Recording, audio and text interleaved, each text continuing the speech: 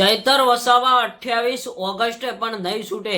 સૌથી મોટા સમાચાર અત્યારે હાલ સોશિયલ મીડિયામાંથી મળી રહ્યા છે। તો મિત્રો, કેમ ચૈતર વસાવા 28 ઓગસ્ટના દિવસે પણ નહીં છૂટે? તમે બધા જાણતા હશો કે ચૈતર વસાવાના વારંવાર જામીન રદ કરી દેવામાં આવે છે અને હવે ચૈતર વસાવાની જામીન અરજીની સુનાવણી 28 ઓગસ્ટના દિવસે છે। તો ઘણા બધા લોકો એવું કહી રહ્યા છે કે ચૈતર વસાવા 28 ઓગસ્ટના દિવસે પણ નહીં છૂટે। તો મિત્રો, કેમ નહીં છૂટે એની સંપૂર્ણ માહિતી આ વિડીયોની અંદર આપવાના છીએ।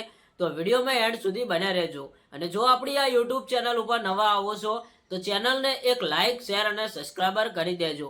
દર્શક મિત્રો, દેવાયત ખવડ, તમે બધા જાણતા હશો કે દેવાયત ખવડની પોલીસ દ્વારા થોડા ટાઈમ પહેલા ધરપકડ કરવામાં આવી, તેમને જેલની અંદર દાખલ કરવામાં આવ્યા અને થોડાક જ ટાઈમની અંદર તેમના જામીન મળી ગયા।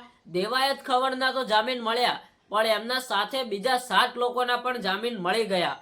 જે ગુનો ચૈતર વસાવા સામે નોંધાયો હતો એ જ ગુનો દેવાયત ખવડ સામે નોંધાયો હતો।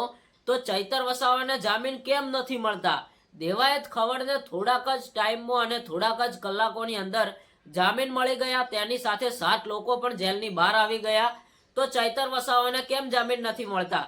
તો ઘણા બધા લોકો અત્યારે હાલ એ પ્રશ્ન ઉઠાવી રહ્યા છે કે ચૈતર વસાવાના તમે 2 થી 3 વખત તો જામીન રદ કર્યા, પણ 28 ઓગસ્ટના દિવસે ચૈતર વસાવાને જામીન ન મળ્યા તો મિત્રો મોટો ધમાકો થશે।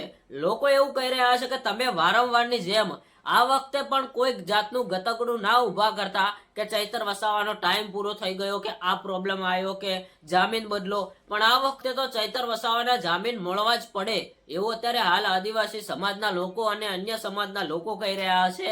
તો મિત્રો, હવે આપણે રાહ એ જોવાની છે કે 28 ઓગસ્ટના દિવસે શું થાય છે, ચૈતર વસાવાને જામીન મળે છે કે નથી મળતા।